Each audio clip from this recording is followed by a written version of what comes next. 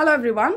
இன்னைக்கு லெசன்ல நம்ம டெய்லி இங்கிலீஷ்ல பேசுறதுக்கு ஃப்ளூயண்டா இங்கிலீஷ் பேசுறதுக்கு ரொம்ப ஹெல்ப்ஃபுல்லா இருக்க போற குட்டி குட்டியான ஒரு 20 சென்டென்ஸ் பார்க்க போறோம்.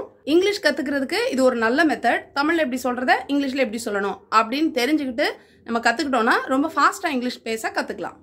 ஃபர்ஸ்ட் ஒன், வீட்டுக்கு சீக்கிரமா வா அப்படினு சொல்லுவோம்ல. வெளிய போறவங்கட்ட நம்ம வீட்ல இருந்து வெளிய போறவங்கட்ட வீட்டுக்கு சீக்கிரம் வந்துரு அப்படினு. வீட்டுக்கு சீக்கிரம் வந்துரு அப்படினு சொல்றதுக்கு இங்கிலீஷ்ல come home early. come home early. எவ்வளோ ஈஸியாக இருக்குது பார்த்தீங்களா? ஸோ இந்த மாதிரி சொல்லிடலாம். நெக்ஸ்ட் ஒன், யாராவது ஒரு மாதிரி அபத்தமாக ஏதாவது பேசினாங்கன்னா கொஞ்சம் அறிவோட பேசு அப்படின்னு சொல்லுவோம்ல, கொஞ்சம் அறிவோட நடந்துக்கோ அப்படின்னு சொல்லுவோம்ல, அந்த மாதிரி சொல்கிறதுக்கு பி சென்சிபிள்.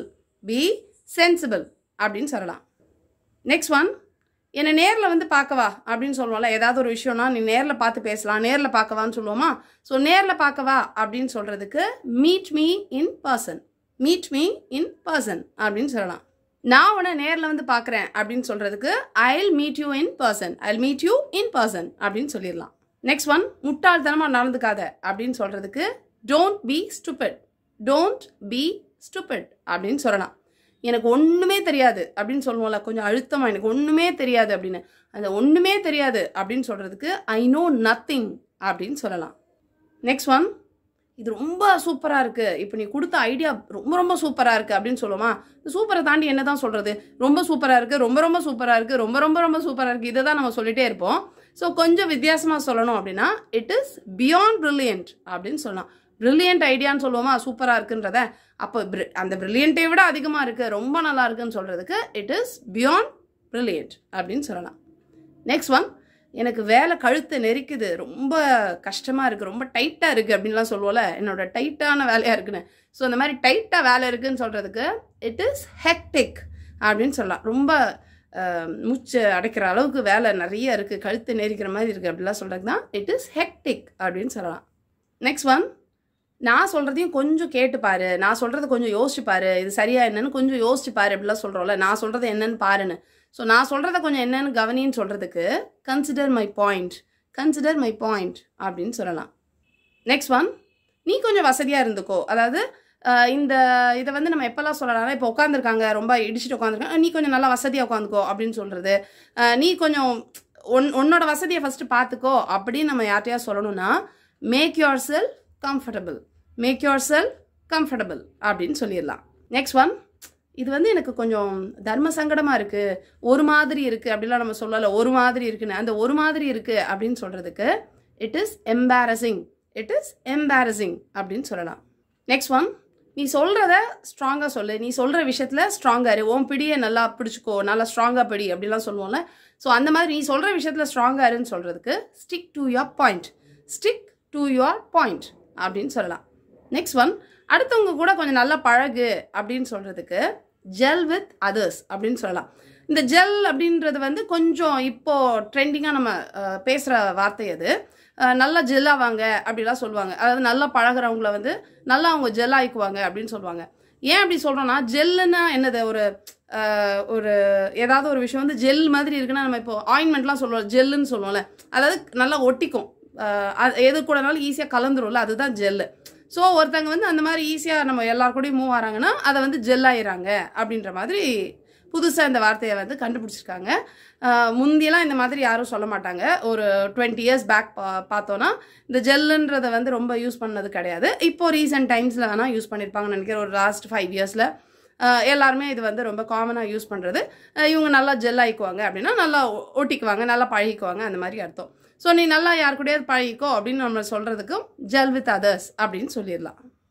நெக்ஸ்ட் ஒன், உட்காந்த இடத்துலேயே உட்காந்துட்டு இருக்காத அப்படின்னு சொல்லுவாங்க. முக்கியமாக நம்ம வீட்டில் பசங்களெல்லாம் டிவி முன்னாடியே உட்காந்துட்டு இருக்காத, ஃபோனை பார்த்துட்டே உட்காந்துட்டு இருக்காத, ஒரே இடத்துல உட்காந்துட்டு இருக்காத இப்படிலாம் சொல்லுவோம்ல.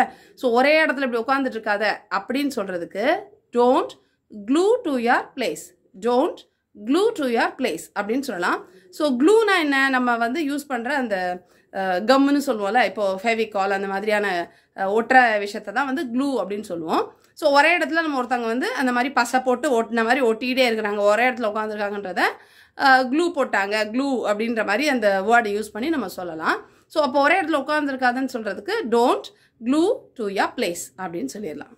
நெக்ஸ்ட் ஒன், ஏதாவது ஒரு விஷயம் ரொம்ப நம்மளுக்கு எரிச்சல் படுத்துது அப்படின்னா தொணங்குது, எரிச்சலாக இருக்குது, எரிச்சல் படுத்துகிறாங்க அப்படின்ற மாதிரி இருந்ததுன்னா அதை சொல்கிறதுக்கு இட் இஸ் அனாயிங் அப்படின்னு சொல்லலாம்.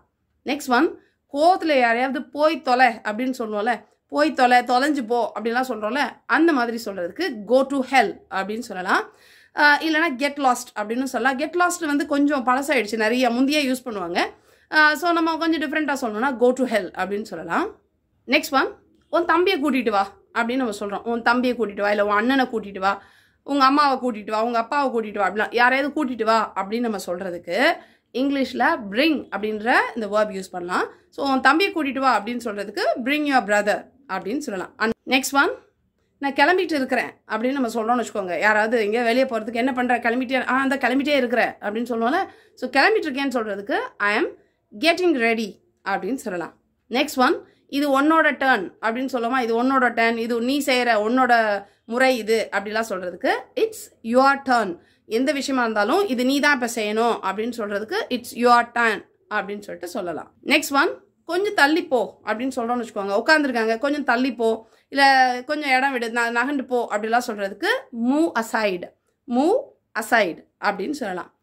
நெக்ஸ்ட் ஒன், அடிக்கடி நம்ம சொல்கிறது லேட் ஆகுதுன்னு சொல்லுவோம்ல, லேட் ஆகிட்டு இருக்குன்னு. ஸோ லேட் ஆகிட்டு இருக்கு அப்படின்னு சொல்கிறதுக்கு இட் இஸ் கெட்டிங் லேட் அப்படின்னு சொல்லிட்டு சொல்லிடலாம். ஸோ இப்போ பார்த்து இந்த குட்டி சென்டென்சஸ்லாம் எது உங்களுக்கு இதில் பெனிஃபிட் அப்படின்னா, ரொம்ப வந்து நம்ம ரூல்ஸ் அது இதுன்னு படிக்கணும். இதை தூக்கி இங்கே போடணும், இதை இப்படி பண்ணணும், இந்த சென்டென்ஸ் ஃப்ரேம் பண்ணணும், இப்படிலாம் ரொம்ப நம்ம வந்து கஷ்டப்பட்டு படிக்காமல் தமிழில் இப்படி சொல்கிறத இங்கிலீஷில் இப்படி சொல்லணும் அப்படின்னு சிம்பிளாக ஒரு ஐடியா வச்சுட்டு நம்ம இதெல்லாம் கற்றுக்கிட்டோம் அப்படின்னா ரொம்ப ஈஸியாக நம்ம வந்து இங்கிலீஷ் கற்றுக்கலாம்.